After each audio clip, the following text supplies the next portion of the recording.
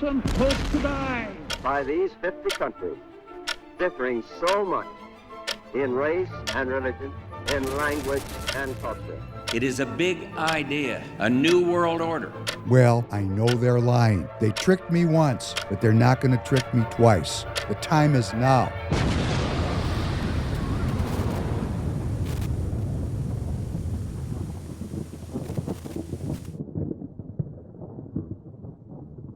Welcome back to the Professor Penn podcast. David Penn, your host.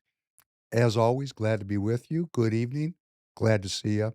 Glad we're together for episode number 223, Trump and Obama, coming to you on Thursday night, the 23rd. Am I correct? 24th. 24th. Good morning, Tanner. Good morning. July 24th. So much going on. I'm losing a little bit of time.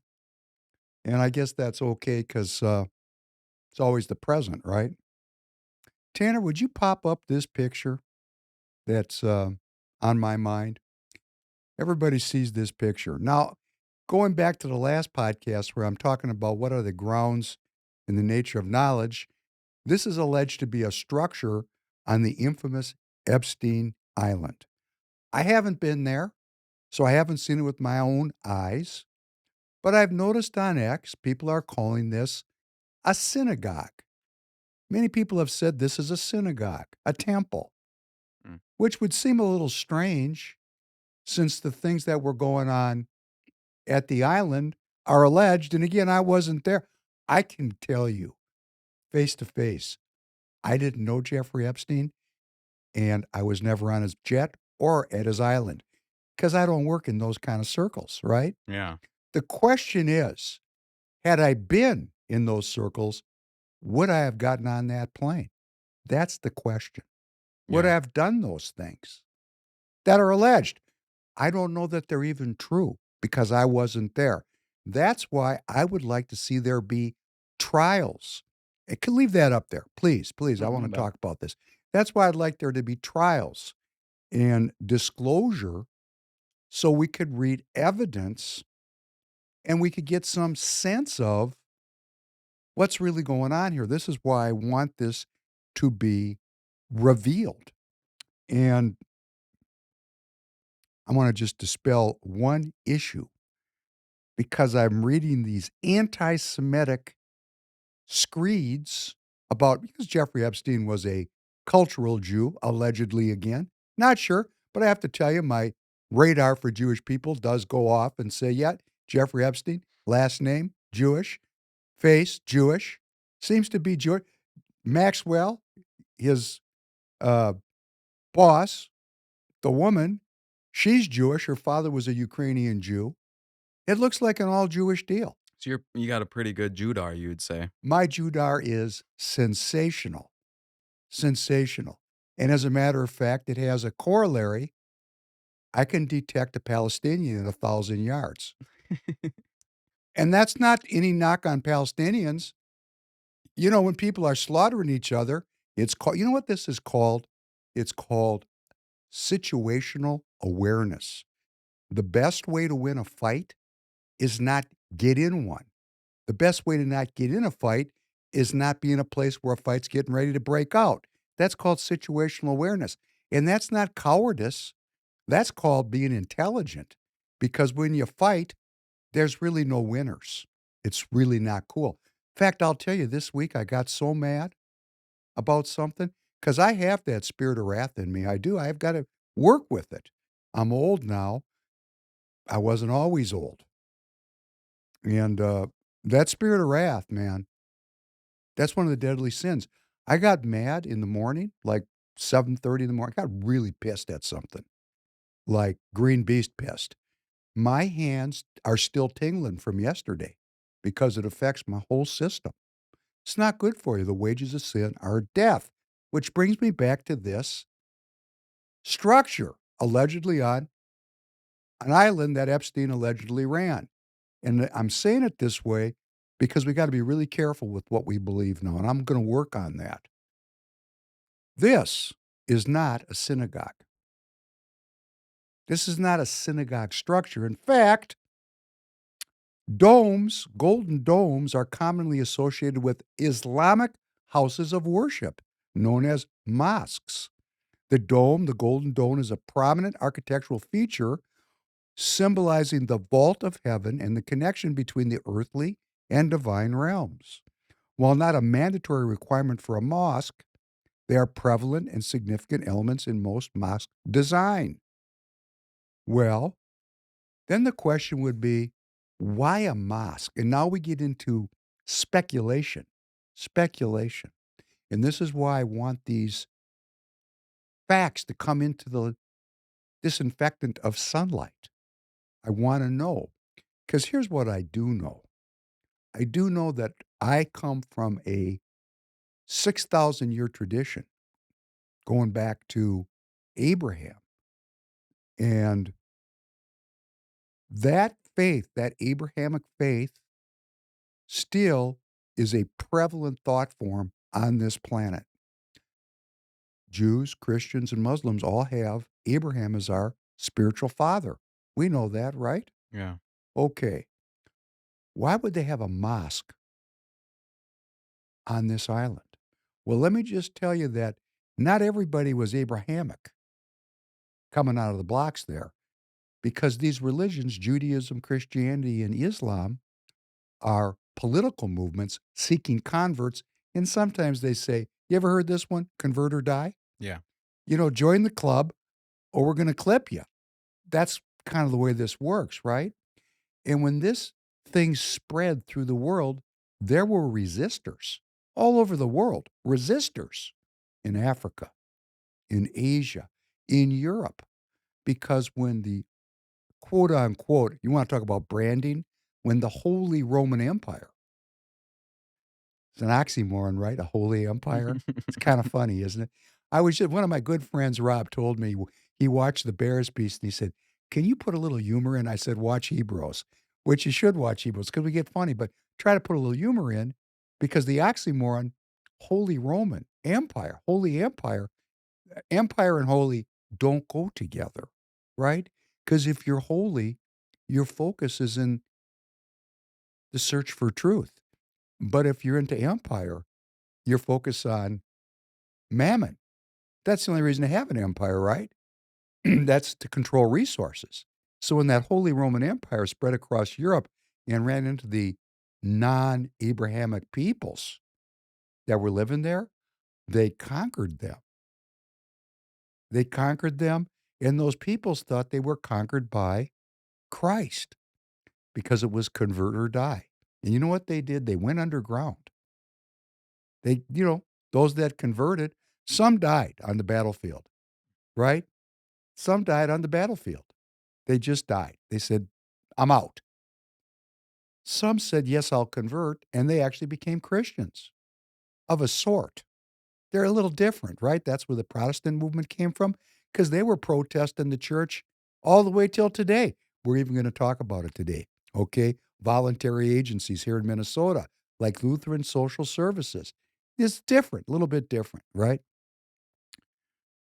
But they said, hey, because these people believed in the unseen world. They said, we just got conquered by Christ. And they said, there's got to be a way out of this place. There's got to be a way out of this. There's an antichrist. We're going to put the antichrist into our pantheon of gods because they didn't have one God. They had many gods. They were pagans. And they put the antichrist into their pantheon. And they ensued following the antichrist to bring down the reign of Christ. So when I see a temple like this, which is really a mosque architecturally, at a place where we're believing that people were defiled, horribly defiled, I'm thinking it's some kind of reversal of something. Something's being reversed. And let me read something to you that's very important because we're going to talk about it. This is very important. This is what you would call a fundamental in our culture. Now it came to pass after these things that God tested Abraham and said to him, Abraham. And Abraham said, here I am. It's a very famous, here I am, Hineni in Hebrew. And then God said, Take now your son, your only son. And let's remember, Isaac was the son of Abraham's old age. Isaac was a miracle. So it wasn't just a son. It's not like Abraham had 50 kids. This was the child of his old age. You know, when you get to be old age and you get a blessing of a son, it's like, wow, that's so cool, right? You love that kid.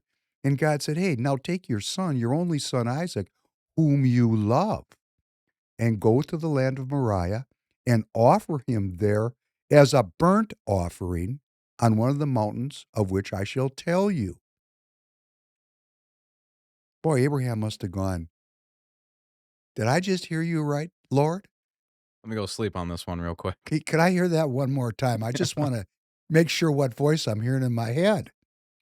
So Abraham rose early in the morning and saddled his donkey and took 2 of his young men with him and Isaac his son. And he split the wood for the burnt offering, chopped that cordwood. That was fun, wasn't it? It's a good way to get your mind off of the impending killing of your son. Let me chop some wood. Clears the mind, right? Split the wood for the burnt offering and arose and went to the place of which God had told him. Then on the 3rd day, Abraham lifted his eyes and he saw the place afar off. And Abraham said to the young man, stay here with the donkey. The lad and I will go yonder and worship, and then we will come back to you. So Abraham took the wood of the burnt offering and laid it on Isaac his son. In other words, Isaac had to carry the wood. Oh, that's so messed up. Isn't that something? Here, buddy, Think of the carry scene. it. You get in the scene now. Carry this, my son. I'm about to burn you with it. And he took the fire in his hand and a knife, and the 2 of them, father and son, went together. But Isaac spoke to Abraham and his father, and he said, my father, Abba. And Abraham said, here I am, my son, Hineni. And then he said, look, the fire and the wood, but where is the lamb for the burnt offering?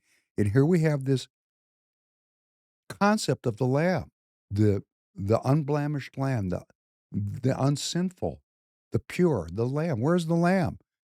It's the young boy.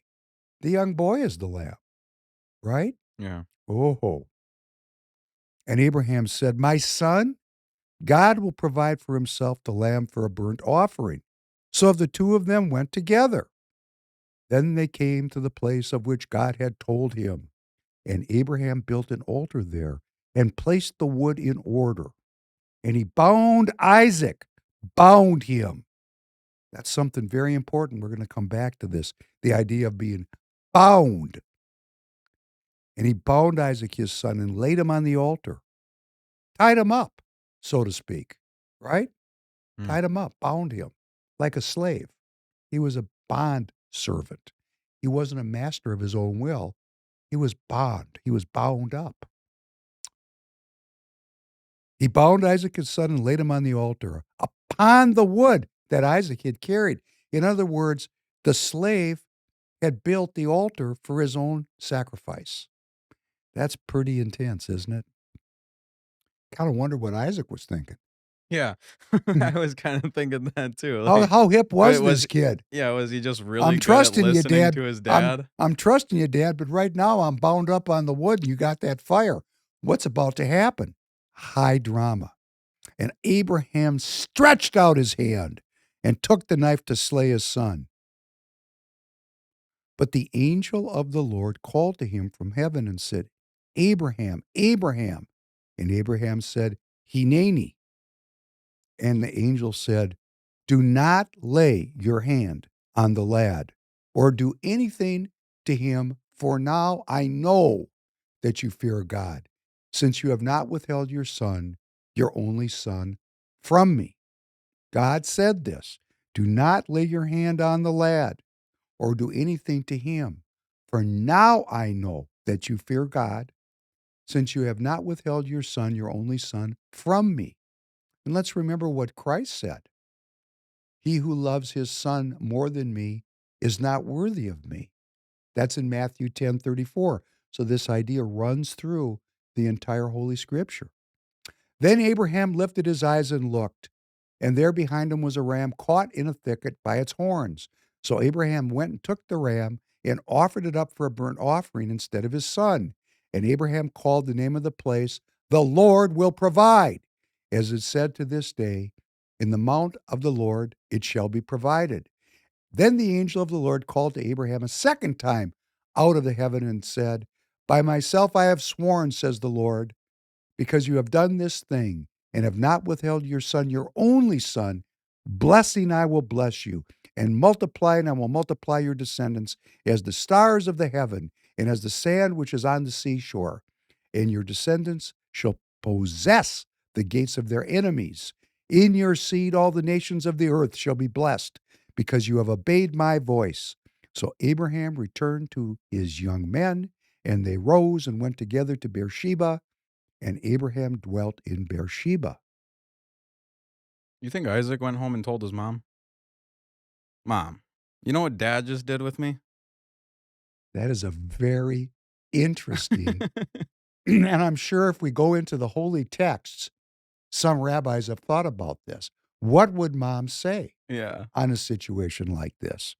This is a very critical story because this story is the essence of our culture. This line, "I know you fear the Lord. I know now that you fear the Lord, since you've not withheld your son." Going to the way back, traditionally, children were sacrificed. They were sacrificed, and they were a offering. The unblemished, the youth were an offering in the relationship between man and the unknown search for truth. And what monotheism brought, what Abraham brought, is a reverence for children, that children were not to be sacrificed, but they were to be loved and protected. And we're so used to that here, most of us still, that we don't recognize the brutality that children faced, that they were property and women were property, and that they were abused and sometimes raped and sacrificed. And this is going on to this day in some cultures. We know there is child rape. We know that this is going on. But on this island, if this is true, if it's alleged, what is alleged is true, that there was a systematic um, abuse of children, it could have been done for purely um, geopolitical reasons. But I've seen this before. I've seen it up close and personal with my own eyes. In fact, I can't even really talk about it because it's so serious and it's so awful. And I had the experience of really getting a very, very close look at what happens to children when they're sexually abused. There was a very notorious sex cult here in Minnesota that was uncovered in the early 90s, I believe. And we had some very famous kidnappings, the Jacob Wetterling case. Have you ever heard that one? Yeah, I know that case. Okay, that was all related. I mean, for the people that were involved in it, the kidnapping of Jacob Wetterling, the various um, revelations that we had here in Minnesota, and I actually got a view of this thing, and I knew people that were harmed and were abused and were bound. They were bound. They were not free people. They were not free. They were bound. They were under the control of people more powerful than them who abused them. And that kind of thing leads to deep psychological trauma. And when one person is traumatized like that, the whole community is, because it spreads out. So I can just say the importance of knowing what was going on at that island or in any of these venues where this abuse of children is going on, it's still appropriate to say, let my people go. Let them go. And the first step to letting them go is we as a community have to understand that this is real and the impact that it's having on every one of us, because it's a reversal of this story from Genesis where Abraham was willing to sacrifice his child because fear of the Lord and love of the Lord are connected. Don't have time to do that today to talk about that, but when you love someone, you want to make them happy, right? Yeah. You want to serve them. And when you love them and you make them unhappy, they can hurt you. So, when you love the Lord, there's this thing going around on X, which I think is great. I'd never seen it before. This long line of people that say, I believe in God. And then a very short line that says, I obey God. So it's easy to say, I believe in God. What are you doing about it? And that's what we're going to start talking about now, because this is a through line, this idea of being bound, and sacrificed to reverse the Abrahamic tradition. Maybe that's why they've got that mosque up on there, that dome. Maybe that's what's being reversed. Maybe it was a twofer for Epstein, just creatively thinking. Because when you put that mosque there, you've definitely reversed Judaism because they're at war. It's a twofer. You get them both. You're sacrificing those children there and destroying them, and you destroy Judaism and Islam at the same time. Because that's what it is. It's a reversal of the Abrahamic imperative and what we do as Christians to love your neighbor as you want to be loved yourself. Okay. Now we're understanding the spiritual nature of what went on in that island, most likely. But I don't know. That's why I want there to be a trial. That's why I want all the evidence presented, nothing hidden.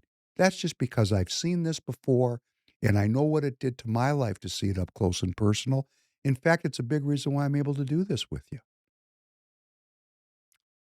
And this through line of being slaves, bound, well, let me just share with you what republicanism is. Republicanism, the philosophy of republicanism, it wasn't existing at the time of Abraham. It developed in the 1600s as a response to the tyrannical rule of monarchs in association with the Catholic Church in Europe. And it's really about, well, if you look at the word, the history of the word, it comes from the Latin phrase res publica, means a public thing. And that's an interesting thing in and of itself, because public is the place and thing is what you do. And place and thing are core to creating reality. Place and thing. You're going to do my thing in the place. And this thing is the Commonwealth. The Commonwealth. Res refers to an affair, a matter, publica, meaning public. Public. And this is a philosophy where each individual is sovereign. No one is a slave. No one is abused. And it goes so far as to say in our Constitution that the United States shall guarantee to every state in this union a Republican form of government, not a socialist Democrat form of government as we're facing in Minneapolis or possibly facing in New York. No, a Republican form of government, and shall protect each state against invasion from, it doesn't say who, from invasion. What's an invasion? And guess what? There's been very little law practiced in this area because the Supreme Court and the federal courts have largely declined to hear legal challenges based on this, what's called the guarantee clause, because they represent non-judiciable political questions. Non-judiciable. Until today. Up till today. Just because the courts have avoided this from 1776 to 2025 does not mean they're going to avoid it next year. You see, I was talking to my mother last night. The old leftist, the lawyer, the activist attorney. And she thinks that we're losing rule of law. And you know why she thinks that? She doesn't like the rule of law anymore. She's not on the winning team. See, this is an interesting deal. She's telling me, I go, you feel very compressed, Mom, and like things aren't going too good. She goes, yes. I said, I feel great. See, this is what it is. Expansion and contraction. That is also a core concept in the Asian tradition. Expansion and contraction. Yin and yang. Expand. I feel like I'm expanding. And if you're on the left, you feel like the walls are closing in on you. But just a few years ago, I felt like the walls were closing in on me. It's really kind of entertaining. Mm. Now, this Republican thing, it didn't just break out here in the United States by accident. It was established here with blood, sweat, and tears. And the darkest moment of the American Revolutionary War was a crisis that occurred in December of 1776. The Continental Army had been severely defeated in the Battle of New York and a subsequent retreat across New Jersey. 20,000 people that had come together to liberate the country from British tyranny had been reduced to fewer than 3,000. Even George Washington was losing it.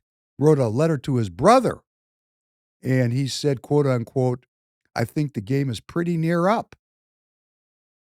And at that moment, there was a propagandist, I think his name was Thomas Paine, and he wrote a pamphlet called The Crisis on December 23rd, 1776. And I want to share a couple paragraphs with you because it relates right back to Abraham. And you're going to recognize some of this. These are the times that try men's souls. The summer soldier and the sunshine patriot will, in this crisis, shrink from the service of their country, but he that stands by it now deserves the love and thanks of men and women. Tyranny, like hell, is not easily conquered. Yet we have this consolation with us, that the harder the conflict, the most glorious the triumph. What we obtain too cheap, we esteem too lightly. It is dearness only that gives everything its value. Heaven knows how to put a proper price upon its goods, and it would be strange indeed if so celestial an article as freedom should not be highly rated. Britain, with an army to enforce her tyranny, has declared that she has a right not only to tax, but to bind us in all cases whatsoever. See, there we go.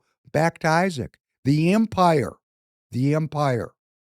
has the right to bind us in all cases whatsoever. And if being bound in that manner is not slavery, then is there not such a thing as slavery upon earth? Even the expression is impious, for so unlimited a power can belong only to God. So here we are at the start of our country, with Thomas Paine wrote this important, and you've heard this, these are the times that try men's souls, right? Yeah. I Just did. recognize the name. I just kind of forgot about this whole piece. It goes right back to Abraham, Yeah. that we went into that Revolutionary War because we felt bound. The walls were closing in on us. We were bound, and we were facing a tyrannical power, the king, and we weren't willing to put up with that. At least 30 or 40% of us, because there was another 20 or 30 or 40% that were called loyalists. Loyalists. They were in on empire. They were on the other side of the football. They were empire. They were globalists. And then we had the patriots, just like today. Just like today. Just like it says, the summer soldier and the sunshine patriot will, in this crisis, shrink from the service of their country. But we, today, that stand, we deserve the love and thanks of men and women. Maybe someday we'll get it.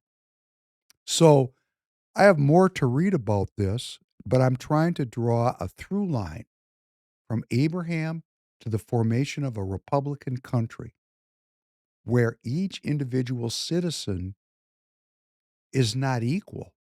We're free. Somewhere along the progressive era, the word freedom was replaced by equality. We're not equal. We're free men and women. And we want to get back to that because that is the essence of republicanism. Freedom, self-governance, individual sovereignty, not equality. That's a French idea, you know? Egalite, fraternity, liberty, equality, equality, brotherhood, freedom. You know, that's a different idea. In fact, at the start of this country, when the Republican thing started, they actually were very aware of what happened in the French Revolution. They didn't want a democracy. They wanted a republic because they understood that 50% plus one person is a mob. And mob rule is no different than the rule of a king. It's tyrannical. So our form of governance is here to protect our individual rights, our Republican rights. Quitting this class of men, I turn with a warm ardor means love. I turn with a warm love of a friend to those who have nobly stood and are yet determined to stand this matter out, like this community, because these words are just as applicable today as they were in 1776. I turn with the love of a friend to those, this community that we're in together.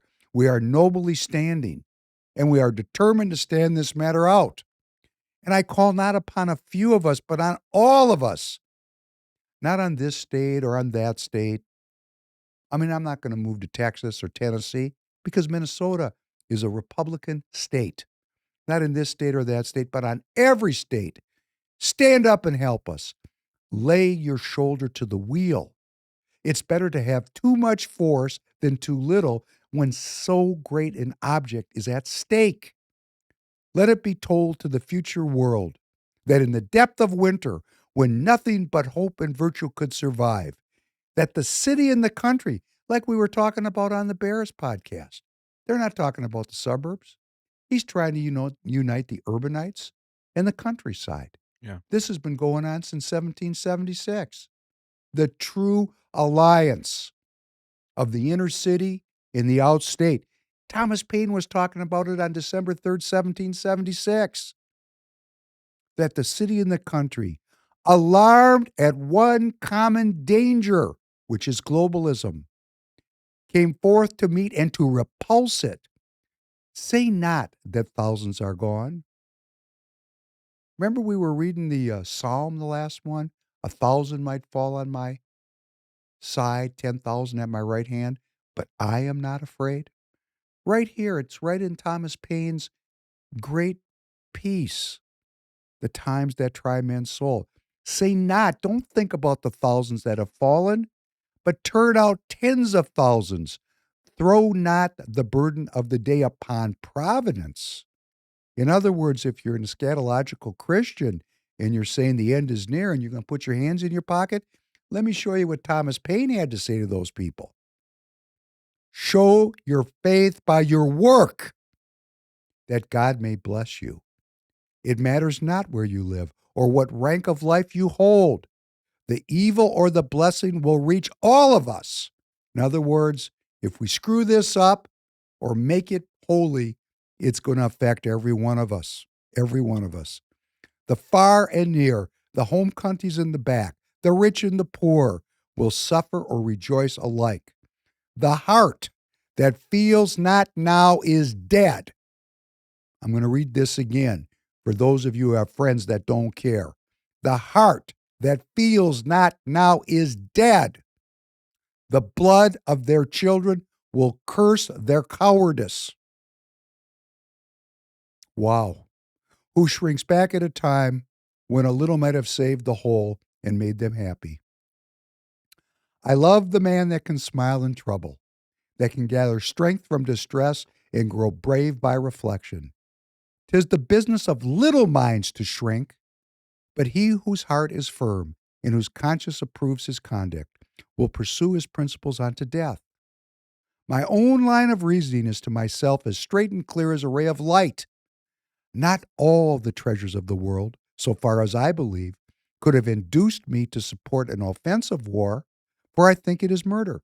Now there he's drawing the distinction in 1776 between wars of discretion and wars of self-defense. Where did we get so lost? This is crazy just reading this and understanding that this is what America was supposed to be about. And now we're in 2025 arguing with people about it. We're going to change the argument by recovering who we are. Yeah. We got to know where we came from to figure out how we got here.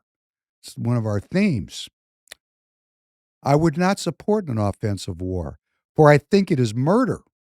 But if a thief breaks into my house, burns and destroys my property, or kills or threatens to kill me, or those that are in it, and to, quote unquote, bind me in all cases whatsoever, like Isaac, to his absolute will, the will of the king, am I to suffer it? What signifies it to me whether he who does it is a king or a common man, in other words, a mob, my countryman or not my countryman, whether it is done by an individual villain or an army of them? If we reason to the root of things, we shall find no difference. In other words, if it's a democracy with 50% plus 1% of the people and they're bringing a tyranny, or it's a king that's tyrannical, both are opposed. We are a republic. We are a republic. Res publica. Neither can any just cause be assigned why we should punish in one case and pardon in the other. In other words, why would we pardon a democracy when it's tyrannical, but condemn a king? Because the people are assholes? No. We're clear about what we believe. We're clear. Let them call me a rebel. I feel no concern from it. But I should suffer from the misery of devils, were I to make a whore of my soul by swearing allegiance to one whose character is that of sottish, stupid, stubborn, worthless, brutish men. I conceive likewise a horrid idea in receiving mercy from a being. In other words, we don't want mercy from the mob or from the king, because on their last day, they shall be shrieking to the rocks and mountains to cover them, and fleeing with terror from the orphans, the widows, and the slain here in America. So we see that there is a through line of bondage from Isaac to the tyranny of the king in America, to the black Americans that were brought here as chattel slaves who were freed. Set my people free, to the children that are being abused all over this country, either in families of dysfunction or in cults dedicated to reversing Christianity through the abuse of children. Set these people free. And how do we do it? This wonderful legal system that is going to keep working and working, and we the people who are going to work and work and work to bring these things into the light so that they never can operate in the shadows again to manipulate our souls, our communities, and our politics. I think you just read possibly my this is probably my favorite like historical document now. I don't think I've ever sat maybe I read it in high school and I was just dumb not paying attention, but that was fire.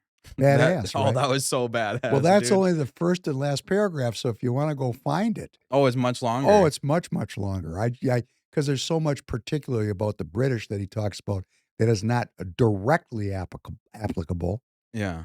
but it is in terms of globalism versus nationalism, patriots and loyalists. Got a lot of people that are loyal to the empire to this day, to this very, very day.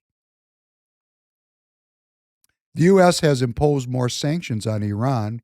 That's news that matters.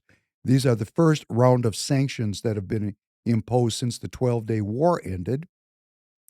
President Trump has signaled the intention to keep up the so-called maximum pressure campaign. Meanwhile, the two countries are alleged to want to have negotiations. The Iranians had a really interesting comment on this. Quote, How can we trust the Americans? Iranian Deputy Foreign Minister Majid Takht Ravanchi told NBC News last Thursday. We want them to explain to us why they misled us, why they took such an egregious action against our people. The U.S. needs to convince us that they're not going to use military force while we are negotiating once again, which is what happened the last time. Kind of interesting, isn't it?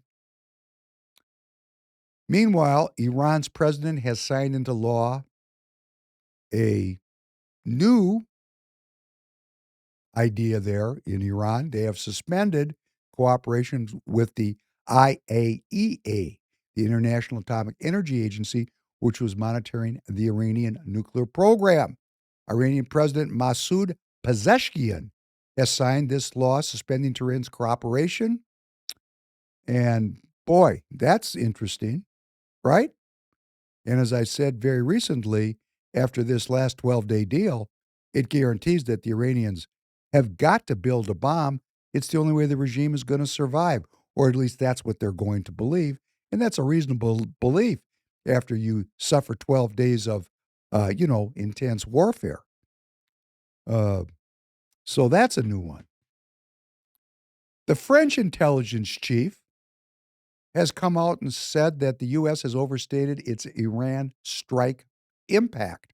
The head of France's Foreign Intelligence Agency stated last Tuesday that last month's Israeli and American strikes on Iran had destroyed only part of the stockpile of highly enriched uranium. And the reality is that the exact whereabouts of the remaining materials are unknown. This guy's got an interesting name. Now, I don't have any 8x10 glossies, but a name, Nick Lerner, probably Jewish. And he's the head of France's Foreign Intelligence Agency. Boy, the nuclear program's still intact. This might indicate the need for more bombing. Bomb, bomb, bomb, bomb, bomb, Iran. Bomb, bomb, bomb, bomb, bomb, Iran. Boy, they're working this thing, right? This is the gift that keeps on giving. Hezbollah, Iran's proxy army in Lebanon, has rejected a U.S. demand to disarm. That's kind of funny, isn't it? Rob said we should have some levity and jokes. That news is a joke. Hey, I'm going to negotiate with you guys. You know what I want you to do? I want you to put your arms down and move on to a reservation. Hey, it worked here. Yeah. They're just playing the same deal. And you think you're laughing. I'm laughing because no, it's I'm sadly heading true. very shortly. I'm going to give the punchline. That's just a setup. And we're going to get to the punchline right now. You ready? Ready. Israel's defense minister unveils a plan for concentration camps in Gaza. Oh my gosh. Reservations. So Put your arms down. Trust us. Just move here. And wow. Defense Minister Israel Katz, that's a nice name, Israel Katz, revealed that the Israel Defense Forces will create what is called, listen to the name. Boy, branding is so great. They're calling it a humanitarian city. the Gaza concentration camps. Right. In the wasteland that is Rafah, and they will forcibly concentrate Gaza's entire population of nearly 2 million people inside the humanitarian city. Though the Israeli government and its advocates will likely condemn the usage of the term concentration camp to describe this undertaking, likely claiming it's somehow anti-Semitic, given the parallels to Nazi Germany, it's unambiguously an applicable description under the Merriam-Webster definition of the term concentration camp. Noun, definition being, ready, a place where large numbers of people, such as prisoners of war, political prisoners, refugees, or the members of an ethnic or religious minority, are detained or confined under armed guard.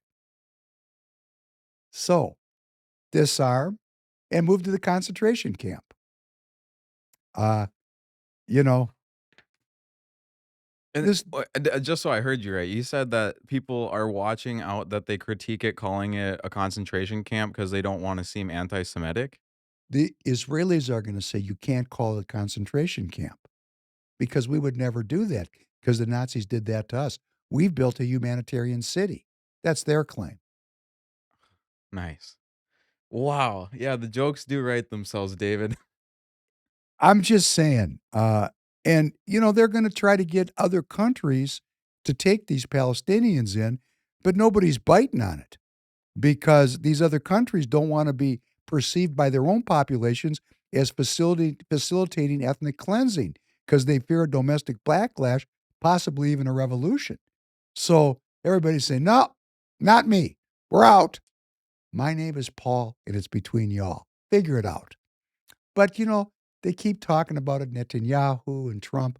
We're going to put these people. Maybe they're going to come. We're going to be talking about this in a minute. Maybe they're going to come like the Vietnamese and the Hmongs and the Somalis to Minnesota. We could take 400,000 or 500,000 Palestinians here. Tanner and I just went out last Sunday to a. This is me and Tanner, but it's really me. We went to a Palestinian restaurant for breakfast on Sunday because we had a 100,000 view podcast last Thursday, and it's our first 100,000 view podcast. Thank you very much. Thank you. And Tanner said, let's go. I said, let's do it. Where do you want to go? So we went through all the normal suspects, going out for eggs and hash browns. That's not very celebratory. And the food's not very good. That's just my opinion. But, industrialized food, I can feel. I said, I know a place where they serve soul food. Have you ever been to a Palestinian restaurant? And your answer was? Nope. I said, I think you're going to like it. And we went. And wasn't it fantastic? It was amazing. It was great. Yeah, some of the best food. We definitely need to go again. It's my soul food because these are my cousins. We eateth the same food there, And food is a very important part of a culture. It brings people together.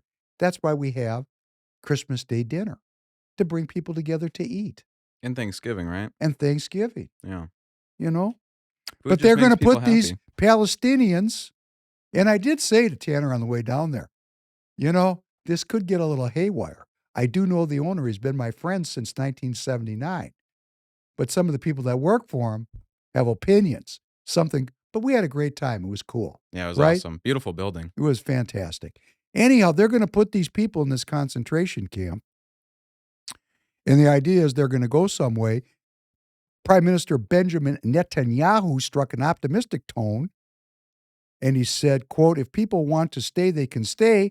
But if they want to leave, they should be able to leave. We're working with the United States very closely about fighting countries that will seek to realize what they have always said, that they wanted to give the Palestinians a better future. Wow. Okay. Nothing like a little. Is that him kind of calling the bluff on people saying that they want to help that are in other countries? He's saying that I'm going to open the door for those countries to take those people if they want? He's just talking smack. Yeah. Nobody's taking these Palestinians in the Arab world because they're afraid that they're going to be accused by their own native populations of being allies of Israel in the destruction of the Palestinian people. So they're not going to do it. There's no place, I don't think, in the Arab world that are going to take in the Palestinians. I don't think so. Yeah. So it continues to be a big problem. I want to go on now to a little bit of Minnesota politics because we're going to talk about all kinds of interesting issues now here going on in Minnesota. And I'm an officer in the Republican Party of Minnesota, and I got a letter from my chairperson, Alex Plekish. Alex and I have a long history. I don't speak highly of him, and he deserves that, in my opinion. And here's just another case of it. I'm going to read this one to you. And if you're in Tennessee or if you're in New York, hang in there, because this is what happens in your local party when you don't participate. Let me tell you, this kind of thing only happens because the patriots that Thomas Paine talked about, there aren't enough of us. In fact, at that time, there was maybe 30 to 40% of the American population. There was only 2.5 million, this is the way they called it, white people, because those are the people that mattered at the time, which was wrong, but that's the way it was. Only 30, 40%. At that time, it was 30, 40% of the people actually were going to war to fight the British. They were what we call today patriots. But it wasn't a noun, it was a state of being because you were carrying a gun and your life was at risk and you could get hung, right? Yeah. Then they had the loyalists. Those folks were sided up with the British. They were globalists. And then they had what was called the fence sitters. Those would be the low propensity or no propensity voters. Nothing's changed except we're really much better at killing each other. All the human nature things are exactly the same. All the issues are the same. We can just deliver. Instead of shooting a musket, we now have an ICBM with a nuclear tipped warhead. It's great. Technology's made this so much more impactful. Here's Alex. And this is only happening because we're not in the Republican Party. If we were in the party, if the Patriots, because I see this all the time on X, Patriots, the word patriot. It's so easy to write it, to type it. When you're on your screen or you're on your phone, patriot, I'm a patriot. Hey, what are you doing to be a patriot? Are you taking your son up to the Mount Moriah? And are you willing to sacrifice him to show your love of the Lord and then depend on the Lord to say, hey, we don't have to do that? Are you willing to give all to save this country? Apparently not. And the funny thing is we don't have to do that. It's as simple as going on Royce White's website and finding Caucus Counterattack. And we're going to get organized and we're going to go into the party or go to precinctstrategy.com. You know, this soaring rhetoric from Thomas Paine, this whole deal, this thing I'm going to read to you from Alex can only happen because we got a bunch of people that are doing politics. They must find it enjoyable. It's not supposed to be enjoyable. It's work to self-govern. Freedom isn't free. In the lead up to my election, Alex says, you all ask for transparency, and I am here to deliver it in the spirit of that transparency. My report, what I'm going to read to you, covers the good, the bad, and the ugly. And I'm going to address them in reversed order so as to end on a high note. First, the ugly. And let me say it up front, there is no high note. You're only good or bad by comparison. And when you start out with a low note like this, you go up even one octave, you still are not on a high note. It's still a low note. So there is no high note. But let's talk about the low note, which Alex was plenty willing to tell us about. It is no secret that after the transition, when he was elected to be the new chair of the party, the new officers were met with an unprecedented level of resistance and unprofessionalism. And we're still dealing with the damage we inherited. I'm going to assume that level of resistance and unprofessionalism, he doesn't say where it came from. See? Alex, why wouldn't you tell us? You don't name any names, but you're about to tell me a terrifying story. When Donna Bergstrom and I stepped in, the situation was worse than expected. Frankly, I could have not imagined the amount and level of outright antagonism we faced during the transition. We weren't given access to the office until January 2nd, almost 3 weeks after the election. They didn't give him the keys. He was the boss, but they didn't give him the keys. That is a little bit passive-aggressive, actually. When we discovered that not only were there virtually no paper records left in our files, but all the party's email history had been deleted from our offsite server. All of it. And it seemed to be a deliberate act, which was later confirmed by the vendor that had hosted the party's email server. They were directed to wipe the servers clean. By who? Who directed them to do it? Where's the names, Alex? Where are the names? Why are you telling me this story and protecting people? You're protecting people by not telling me their name. When you say they, certainly you know who they are. I don't know who it is. I'm asking. They were directed to wipe the servers clean even after counseling against it. And then Alex is very nice, says, they fired the vendor. We're no longer using the vendor. When we discovered the data destruction, I directed that the newly formed personnel committee look at what had actually happened and what the implications were. When the committee concluded its investigation, a detailed data destruction report was generated and presented to the state executive committee. Are some of the people that were antagonistic still on this committee? Alex, are some of the people that created this mess, are they still governing my party? Boy, could that committee give me a report about that? I think I'm going to ask for that. One of the recommendations coming out of the committee was to have an independent electronic forensic analysis completed to verify what had been done. We then engaged one of the most qualified technology forensics firms in the nation to do an analysis. Their review confirmed that the data was indeed intentionally and deliberately destroyed, and in such a manner to make it forensically irrecoverable.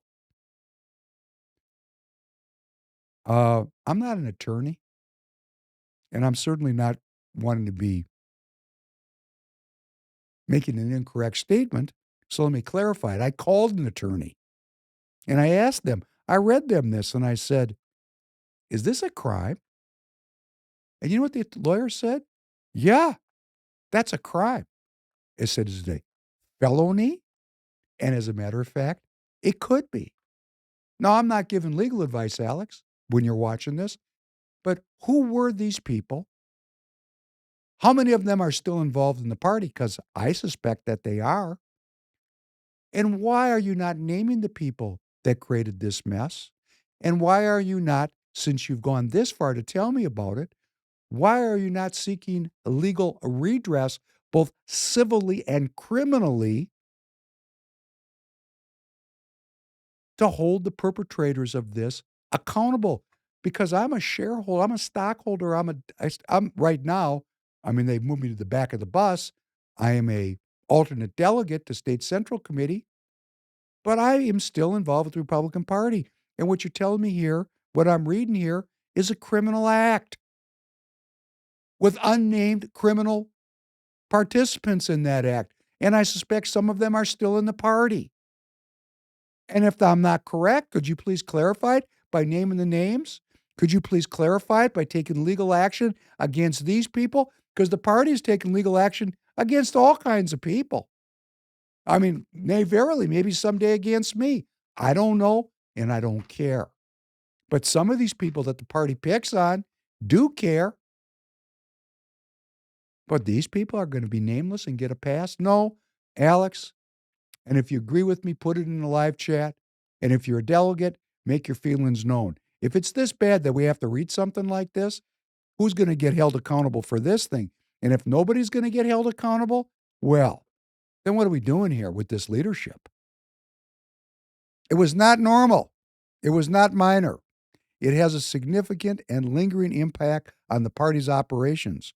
All but one of the computers which were left behind were wiped clean and reset to factory settings.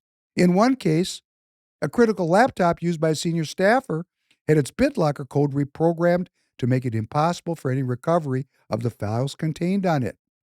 And it just goes on and on. As a young man, savvy in these things, this is unusual, isn't it? Oh, I mean, he's right saying it's deliberate. This just doesn't. Oh, dang it. This doesn't just happen on its own. Very good, Tanner. You finally stepped on your own language. That's good. So I'm going to say in all of our states, in every Senate district, in every county of this nation, there is a local Republican committee. Go to your Secretary of State website. There will be a precinct finder there. Put in your address, and it will tell you where you are. Where you are. You got to know where you are before you got to know how you got to where you are, and you got to know where you are. Now you know where you are. Now you go on Facebook or you go to the web and you put in that particular location. Like I live in Senate District 45.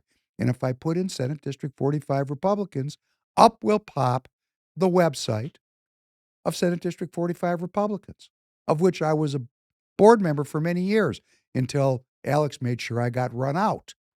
Okay, Alex, you know what? I'm working back at you now. I'm asking you, why aren't you naming names? Who else is in the party still that was behind this mess? Or prove to me that that's all settled. And here's how you do it. This guy, this guy, this guy, this woman, this woman, this woman, they're all out of the party now. And I filed criminal and civil actions against these people to protect the integrity of our party because it's worth protecting. As Thomas Paine talked about, when things have a value, they're worth fighting for.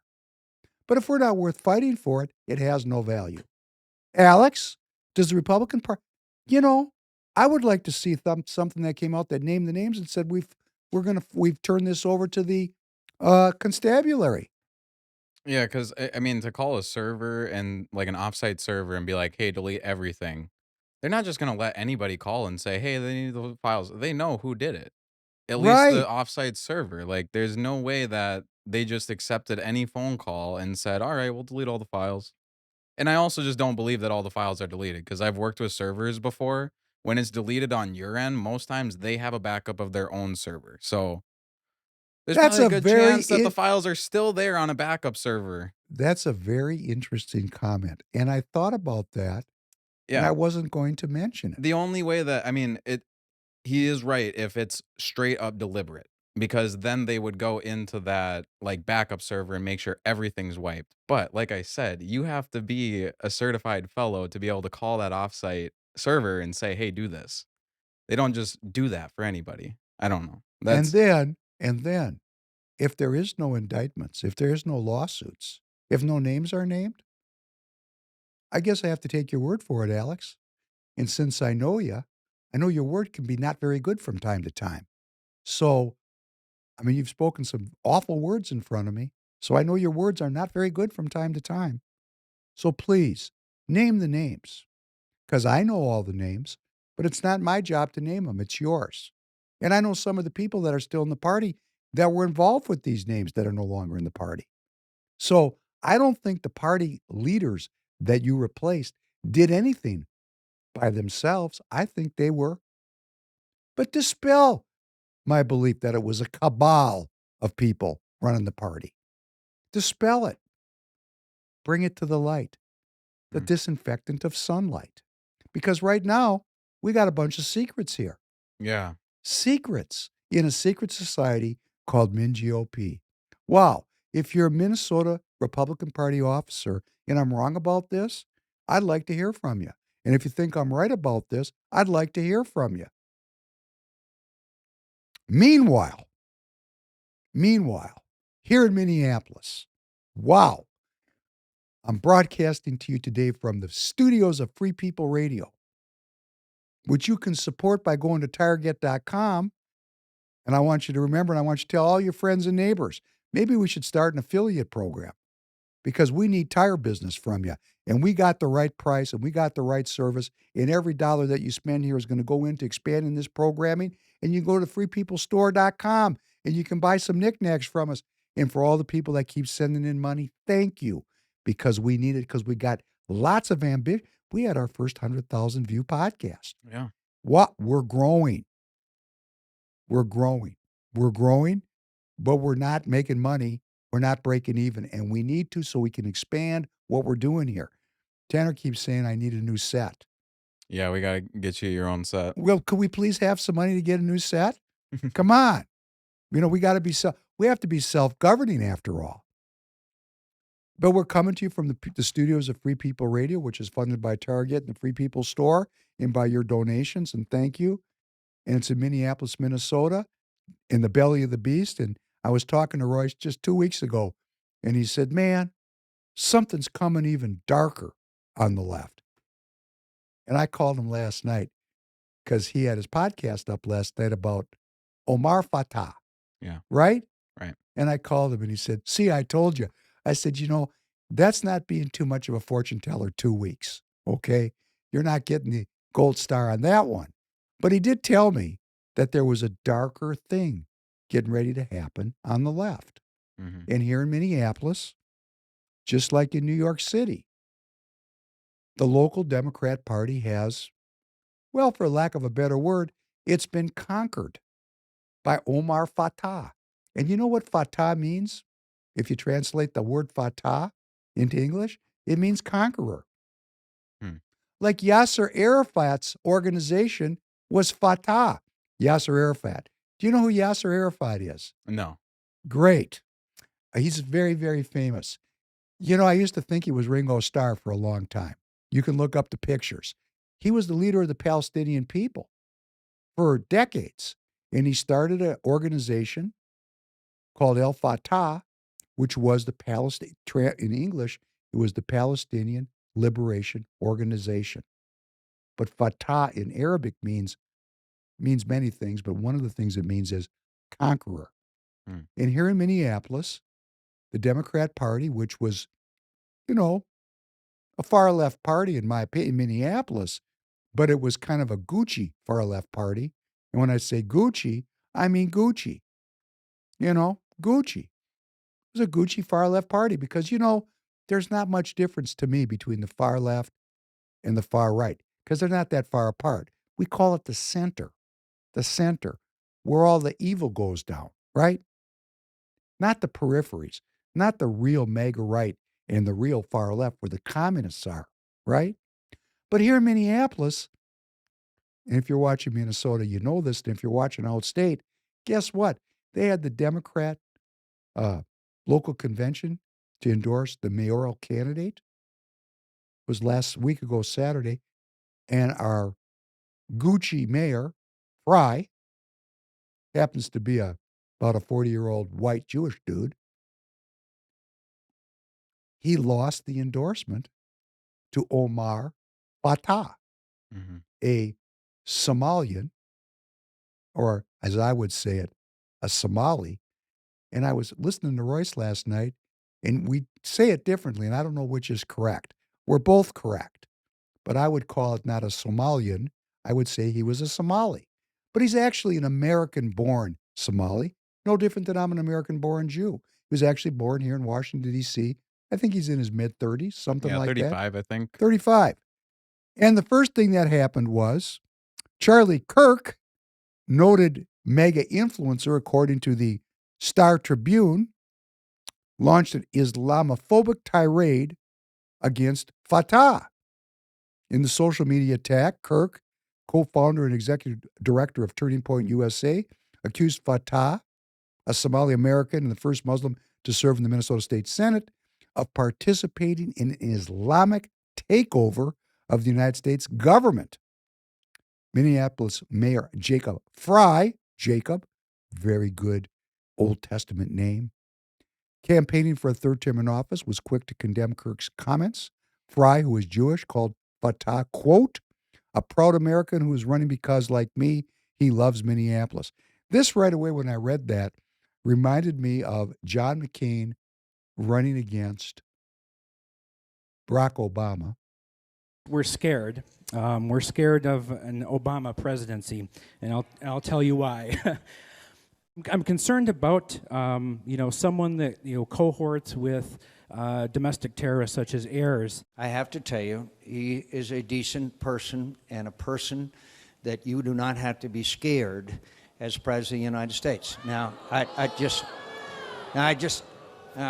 look, I got to ask you a question. I do not I can't trust Obama. I have read about him, and he's an Arab. He is not. No?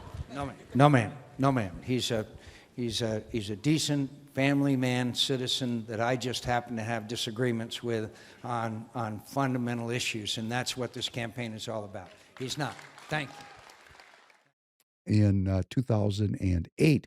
In fact, if you're really slick, you'll find this and put it in right here, or we'll do it next week. A woman asked McCain, or told McCain, said some very disparaging things about Barack Obama. And McCain said that Barack Obama was an American and a good family man and a good opponent. And we're sitting here right now, and he could be indicted for treason. Of course, if you talk to people on the left, they think that's a story.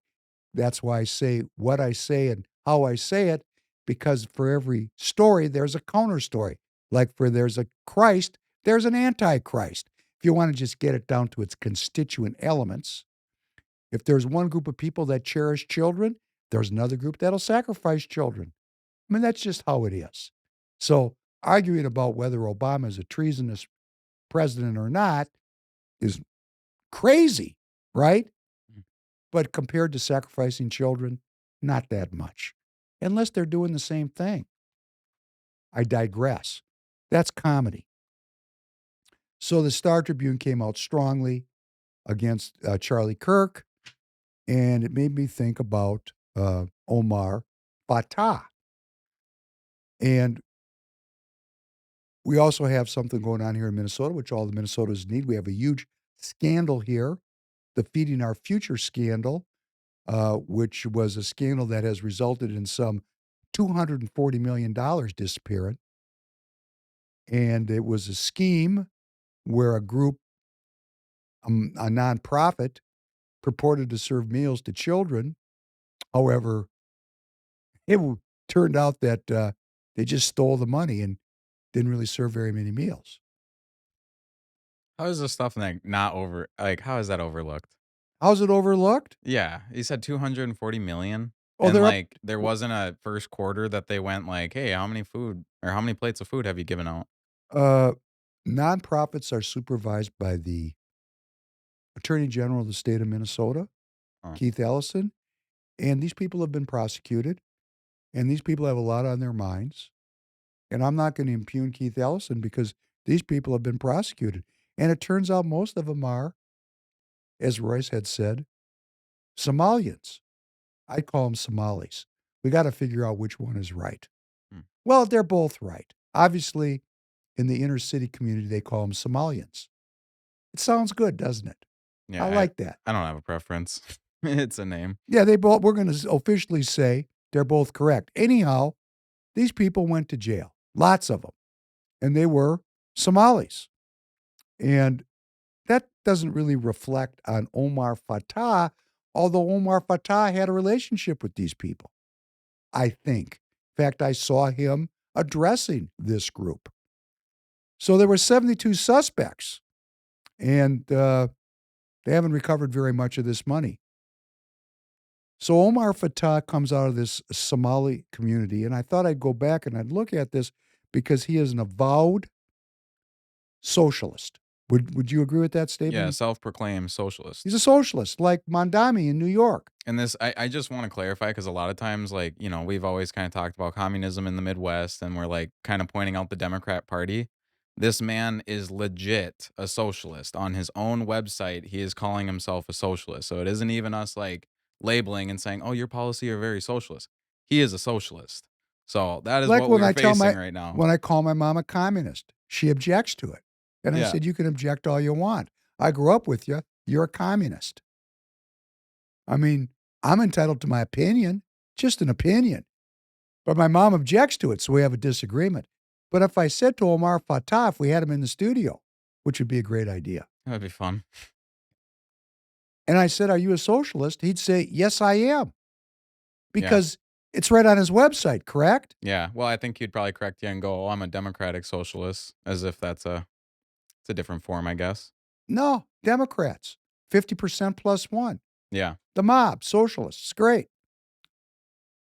I mean, what is the alternative? See, this is another deal, okay?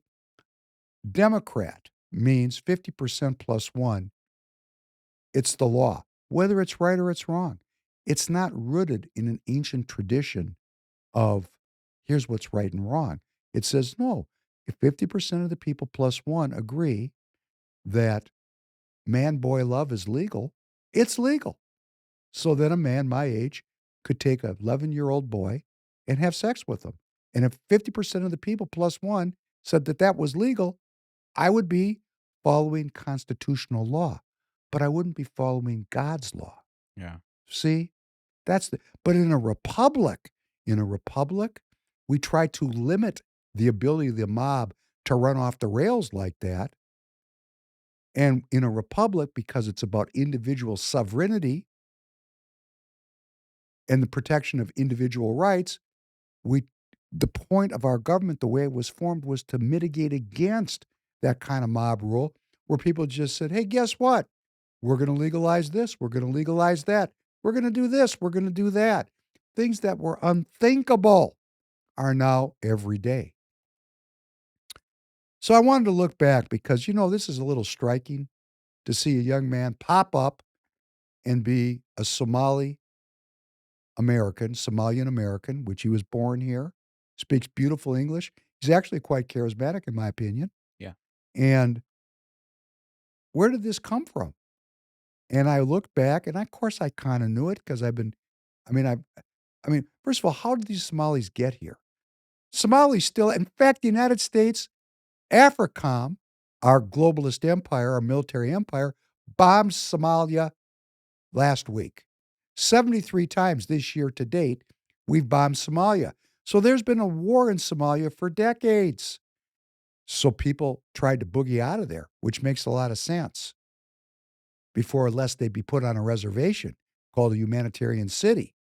They got out, and they got here the same way these people are coming across the border now. They were seeking asylum because their lives were in danger, and these people's lives were in danger. And they came to Minnesota for all kinds of reasons. There was a community of Somalians here already, or Somalis here, because of the University of Minnesota. And there's a whole infrastructure of organizations here we're going to talk about in a second, what we call voluntary agencies that have been assisting refugees come to Minnesota since the Vietnamese came in the mid-1970s. When I was a kid, this state was Republican, and I mean Republican. But, you know, we've been having these successive waves of immigration, of people that were brought here by the Uni Party. The Somalis came first under George Bush. You know, what's the difference between George Bush and Barack Obama? Not very much that I can see. They work together hand in glove. Hand in glove.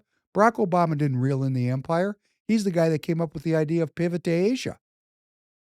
He didn't stop killing people overseas. He was the drone master. Yeah. He was the drone master, right? Right? Yeah. Right. Yeah, I remember that where was that again? I was in middle school when all this was happening. This is in the Middle East. He actually killed an American citizen with the drone. Yeah. An imam. So anyhow, I digress. Somalia, if you look at the map, why is it so screwed up there? Because the British, again, screwed it up on purpose. And the Italians, and all the colonial powers. It's right on the sea, on the way to the Red Sea, on the way to the Suez Canal. All the countries on both sides, it's right across the sea from Yemen.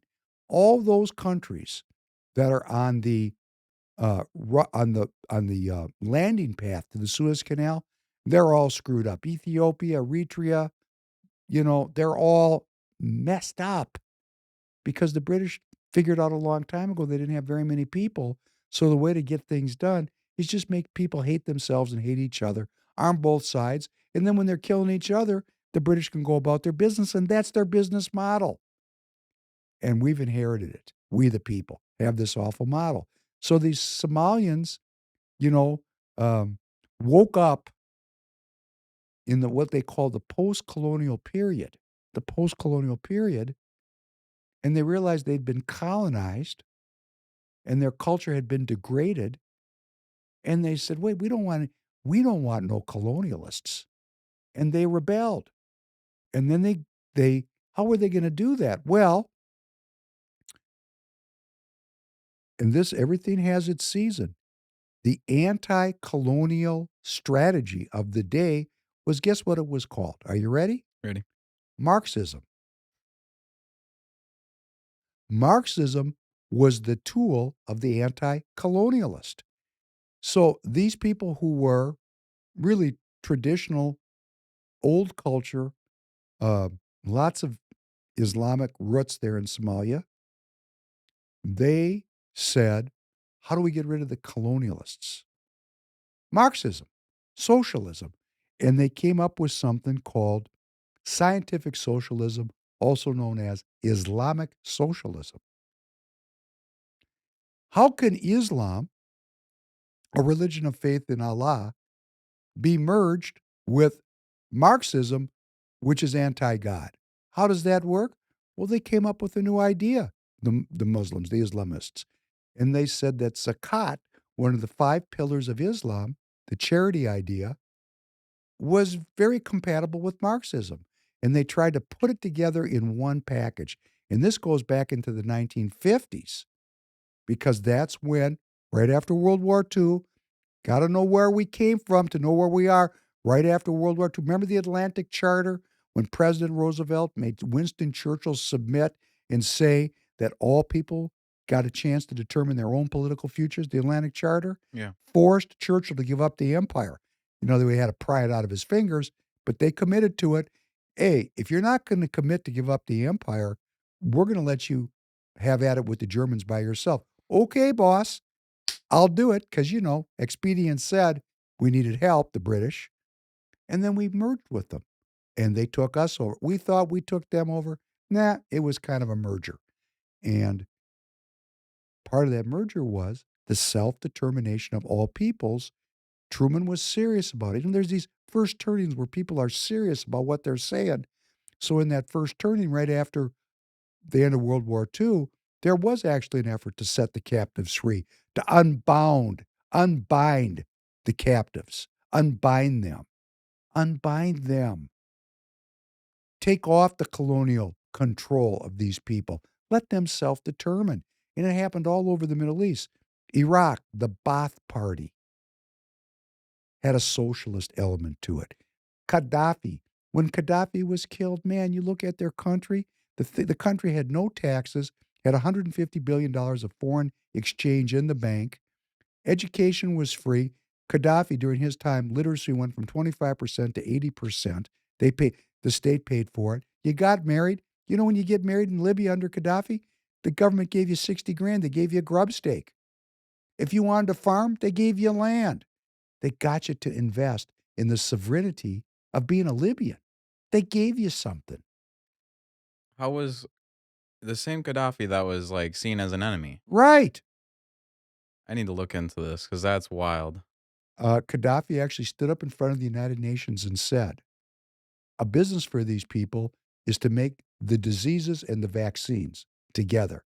First, they make the vaccine, then they let loose the disease. It's a business for him. It's a very profitable business. He said that years before there was COVID. And guess what? He got killed. And guess who killed him? And that was as they say, a Barack Obama joint. Hmm. Right? Right. Okay. How is he any different than George Bush? And in fact, Obama was carrying out the foreign policy of Don Rumsfeld and the neocons, Wolfowitz and the Kagans and Victoria Nuland. Yeah, that's who these people were. Anyhow, this Marxism idea got wound into these Middle Eastern countries because they'd been so sorely abused. And they were behind. They were technologically behind. They didn't have armies. They didn't have modern ideologies. They had an ideology that was 1,400 years old, Islam. It wasn't up to the task of throwing off the oppressor. So they wanted allies. The Marxists were an ally. The Jews, the Zionists were Marxists. They were socialists. This was the way to get free. They all put on the cloth, not all, excuse me, but a lot of these countries, in Egypt, in Iran, all over the Arab world. Egypt.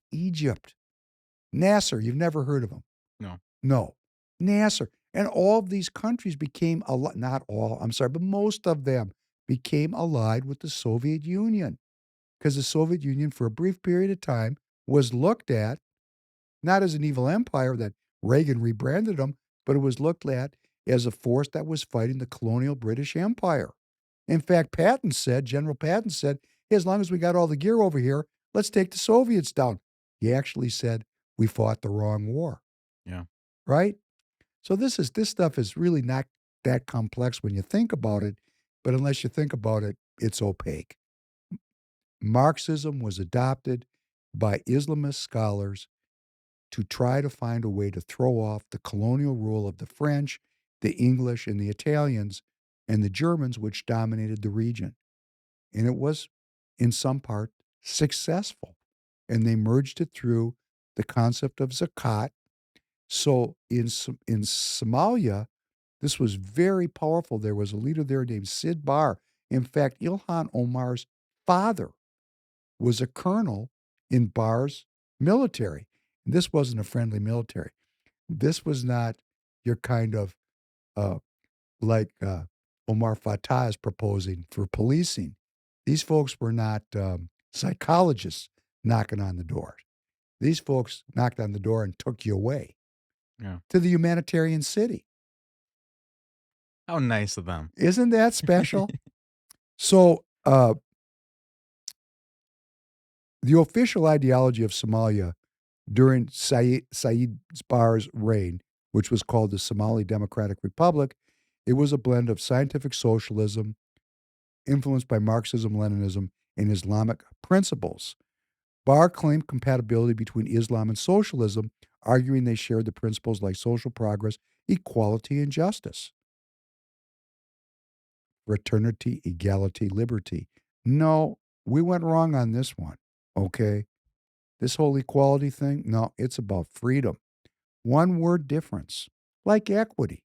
Equity means the value of my shares in my business or the value of my retained earnings in my home. Now equity means we all got the same thing. See, these scholars are smart. When you just mess with a fundamental word, you can mess up people's minds for generations. One word, Yeah. equality.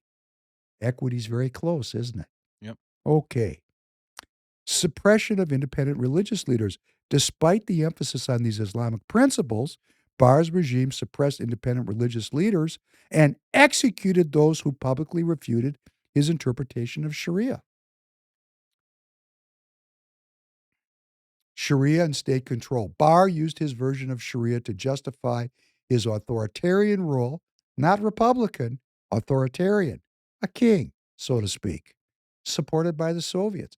But actually, the United States threw a lot of money in there, billions. A uniparty, the Soviet Union and the United States, actually working together. Like right now today, we're at war with the Russians, but up in space, there's a joint U.S.-Russian space program. Really, how against each other we really are. If the flower of technology, space, we're all together. Maybe the Chinese are up there with us too. We just don't know it. So why do I go through this long dissertation? Because this idea of socialism and Islamism is bound into the identity of Somalia. And here it is in Minneapolis, and here it is on the ballot. And here we are, summer soldiers, unwilling to do the work to get into Minneapolis and maintain a Republican form of governance. Unwilling? Lazy? How about cowardly? How about just cowardly? And if we continue in this way, you'll have to explain to your children your cowardice, because we're in a ideological competition for the future of this country, and the outcome is not determined. It's up to our free will. And if we don't all, and I mean all of us, as Thomas Paine say, in a deal like this, more force is better than too little. All of us, go join your local Republican Party, and let's start getting people into the Congress who actually support Republicanism, because we don't have too many. And that's why we have in Minneapolis what we have. And then it involves our religious organizations, voluntary agencies going right back to the Vietnam immigration in the mid-70s. Lutheran Social Services. I'm going to highlight Catholic Social Services are involved, Jewish Social Services. These are non-governmental organizations that assist in the immigration of these groups into the state of Minnesota. And when I tell you something, maybe one day long ago, because Lutheran Services have been in this state since the 1800s, maybe it was religious. Maybe. I don't know. Maybe. But as I said in the last podcast, ministers are going to be able to take political positions now in the pulpit. I'm going to see who takes a position and what position they take, because this thing is a business. The budget in 2023 of the Lutheran Social Service of Minnesota was $160 million. That is quite a big business. And where did that money come from? Guess what? You and me. Federal and state taxpayer funds.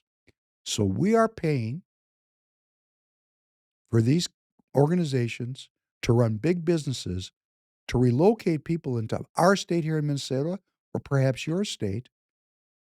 And these people are not assimilating into a Republican form of governance. They're seeking to change it to a socialist form of governance. And for the ones that are trying to join the republic form of government, they're kind of just being taken advantage of. And that's kind of been a theme that we've been talking about, that some of these immigrants are being completely abused. Because, I mean, look at all the fraud that happened and all the money that was probably made from people coming over and trying to get help from these services, you know? Unbelievable, isn't it? Unbelievable. It's a business. It's a business, and it's these. And I'm going to also say these Somali people that came here, they were truly war refugees. Their lives were threatened.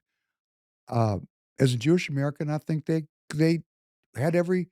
I mean, I want my country to welcome in people out of war zones, but I want the people to assimilate when they get here. Yeah. Like my grandmother took me aside back in the day when I was walking to synagogue, and she said, "My son, you're an American now. Be an American." I said, "Grams, why would you say that to me?" Because I loved her. She was like a mother to me. "Why would you say that, Grams?" You know what her answer was? Hmm. "It's not good to be too smart. Don't ask too many questions. Just do what I tell you to do. Be an American." I listened to her. I did. I listened to her. And pretty much all the Jewish people, not all, there I go again, 2/3, maybe 80% of the Jewish people in this country are completely assimilated into the United States of America. We got a small group, 20%, whatever the numbers are, I don't know, that have kept the old ways. They dress different. They don't speak English as their first language. They keep the old ways. And that's beautiful to me. But they're still loyal to the United States of America and their dual loyalty to Israel, but they still see themselves following constitutional law here in the United States. They're not looking to overthrow Republican form of governance. They're blending in, even if they're wearing black hats. Although what they're loyal to is something that needs to be thought through, because I'm going to say their loyalty is to Israel, and America is a pass through. And I can only say that because I grew up there. And you can take issue with me. Hey, maybe things have changed. I haven't hung around with Lubavitch since '87, when the rabbi gave me that pamphlet and said, "Do what your doctor tells you to do." That's when I walked out of that deal. But, a lot of loyalty to Israel. But still, not seeking to overturn Republican governance. But this group now in Minneapolis is openly espousing socialism. And they are brought here by voluntary agencies. Most prominent among them is this Lutheran Social Services. The head man's probably making 300-400 grand a year. It's a business. It's a friggin' business. Bringing these people here, it's a business. There's profit in it. Profit in it for the government, profit in it for the voluntary agencies. The people are not necessarily well cared for, as you just said. Yeah. Imagine you come over here and you actually are trying to become an American and you just get taken advantage of and you're like, dang, this place kind of sucks. I can't get. It's better than where they came from. That's The United true. States was bombing there last week. 73 times this year, the United States has bombed Somalia. So that war is ongoing. So me going over to Somalia right now probably ain't happening. Alex Plekish of the Minnesota Republican Party went to the Ukraine in the middle of the war. You can go to a war zone. You just might not make it back. Okay. It's a brave ass thing to do. It'd be the first time I left the country too.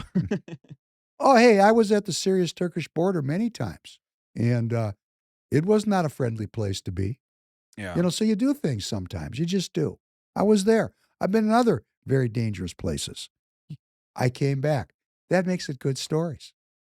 If you don't come back, it'll be the former podcaster known as David Penn. Yesterday's podcaster, today's martyr. That's the way things work. Mm. So, but I like what Thomas Paine said. Thomas Paine said, no amount of money could coerce him to go fight a war of discretion. But a war of self-defense, he's all in on it. And that's a theme of the Professor Penn podcast. So we have a group now that is on the verge of taking political power in Minneapolis, right here in our state. And it's happening because we Republicans have abandoned the inner cities. We Republicans, when I say we, my party, say to me that Royce White is not electable. And why is that? Because he's black? because he swears? He's certainly smarter than you people. I know that because I know him and I know you, and he's way smarter than you. He doesn't work. He doesn't do the job. I see that. He doesn't do the work. Do you know what? He's podcasting here and building an army of hundreds of thousands of people that support him, and he's doing something you'd never do.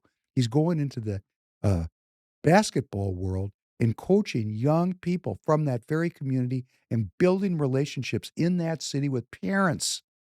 The real grassroots of politics, peer-to-peer interaction. Do you really think on a statewide office that going on knocking on a door in Alexandria for an afternoon makes a friggin' difference?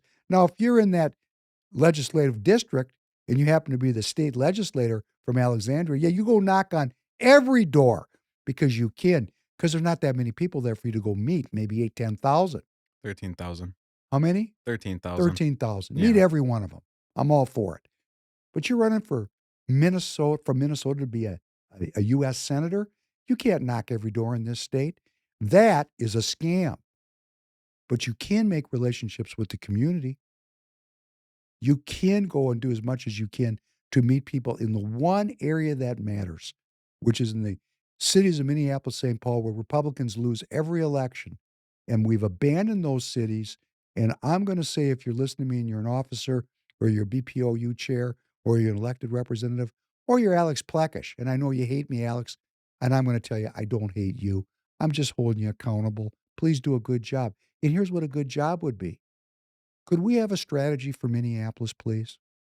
Could we have a strategy for St. Paul that involves all the Republicans of the state so that we can confront this evil? I mean, Alex, you went to the Ukraine. You went to the friggin' Ukraine in the middle of the war. Could we please go into Minneapolis where Democratic Socialists are about to take over governance? I mean, it seems a lot safer to me. I remember when Royce led a march, and I went on it to the Federal Reserve, and the Minnesota Republican Party's leader in Minneapolis, a guy named Sean Holster, who I personally feel is an anti-Semite of the highest order. And why do I say that? Because he showed it to me. He actually said that we couldn't walk in the city, that we were going to cause riots just by going into the city and walking there as Republicans. That's your attitude. You lost before you started. Let's get we call ourselves patriots. These patriots that Thomas Paine were talking about, thousands of them died to throw off empire. And empire now is what? Global socialism. Workers of the world unite. It's the most anti-Republican form of politics you can possibly get involved with. And somehow, because Republicanism got screwed up by people who were really Democrats, Republicanism is now seen as an oppressive ideology, when in fact it is the ideology which unbinds the sufferer. And we can't tell that story. You want to talk about low taxes? It's the wrong message. You want to talk about foreign adventurism to people in Minneapolis that we need to bomb Iran? Wrong message. It doesn't work. And we just saw from Richard Barris, this is the constituency that matters, not the Gucci wearing cowards of CD3, but the people that are scratching out a living in the inner city of Minneapolis and St. Paul, and the people that are doing the same thing outstate, the people that work, the economic populism, the effort to set the sufferers free is republicanism. And all I'm asking you to do is join me in a strategy. Alex, you could lead this. I would go from your biggest detractor to your strongest supporter if you'd call me and we'd come up with a inner city strategy. Inner city strategy. Inner city strategy. On that note, That was beautiful, David. I just want to say that was amazing. I hope that message spreads far. cut it into a short or a clip and send it out. I already got it written down. Thank you very much, Tanner. It's so great to be with you. I'm trying to develop the skills through this medium to talk to each one of you individually. I want my words, my energy to touch people so that you are motivated to change this culture and to affect this country so that we can hang on to the most beautiful form of self-governance ever developed in the history of the world. And that's our U.S. Constitution. So it's not, they said at the time, you can have it as long as you keep it, because they knew people would get stupid and get lazy. They knew it, but we're in a fourth turning. We have the opportunity to use our free will to change this state and this country. And I'm going to say this again. If every one of us right now today loved our God with all of our heart and all of our soul and all of our might, and loved our neighbor as we wish to be loved, and really lived that out, do you think God would destroy the world if we used our free will in that way? And if we did that, wouldn't it absolutely smash all these ideologies which do not preserve the dignity of each individual citizen and instead sacrifice children? Thanks very much. Have a great and healthy weekend. I look forward to seeing you again next week. Have a good night, everybody.